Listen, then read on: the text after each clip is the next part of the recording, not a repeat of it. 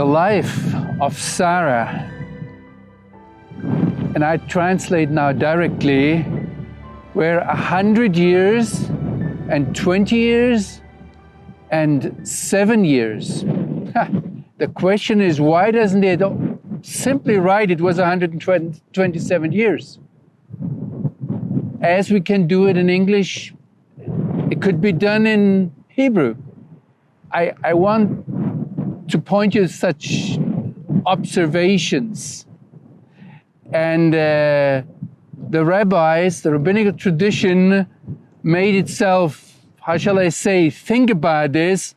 And one rabbi said, and I like that the most, he said, when Sarah died, she actually had the wisdom of being 100 years old.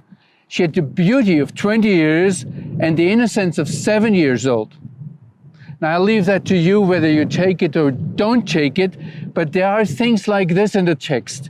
We should stumble over it. And you know, it continues, it says, and it was the life of Sarah that was 127 years, or 100 plus 20 plus 7 years. And then it goes on, and so the years of Sarah's life, you hear how often life is emphasized here. I like that. It's not the death. It goes on in verse 2, and Sarah died in Chiriat-Arba, that is Hebron in the land of Canaan.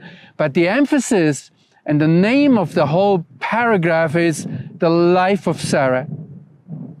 And Abram came to mourn for Sarah, to weep for her. Maybe Abram had been in Beer-Șeba, down the hills here, a few kilometers. Maybe he was just on a trip to look for his cattle or his sheep.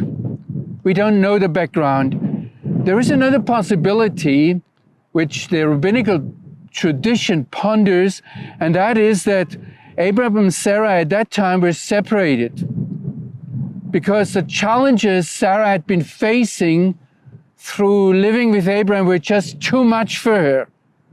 The whole thing that happened around Isaac. Maybe, some say, they died because of the shock it created for her that God asked Abraham to bring Isaac as a sacrifice, and Abraham even obeyed. She died here. And I brought you here to Hebron. You have here the place, exactly here, where Sarah died and where Abraham buried her. You see here the whole area. We don't know exactly where they lived in the Hain of Mamre. Today, it's an area where we have several 100,000 people living, Hebron. And it's kind of the industrial center here of the southern Judean hills. In the middle of it, we still can see the cave of Mahpela. And actually, I would like to take you there. Let's go there.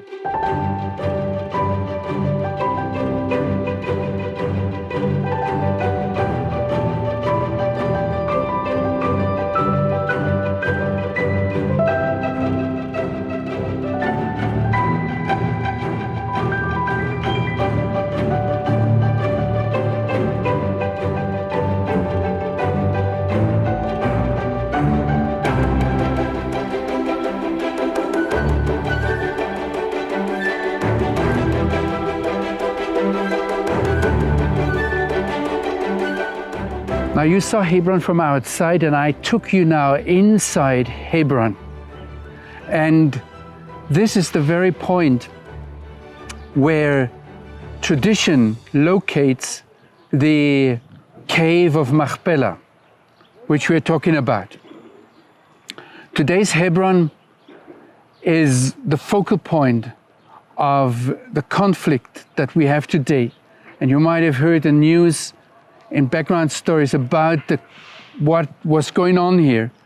If I would take you inside this building, we have a synagogue inside, we have a mosque inside, and if I could show it to you from above, then you would even be able to distinguish a church from Crusader times or even from Byzantine times. We have a very old town here. Its history goes back at least 3,000, 4,000 years. When we came in, we saw the remnants of the old Jewish quarter that was destroyed.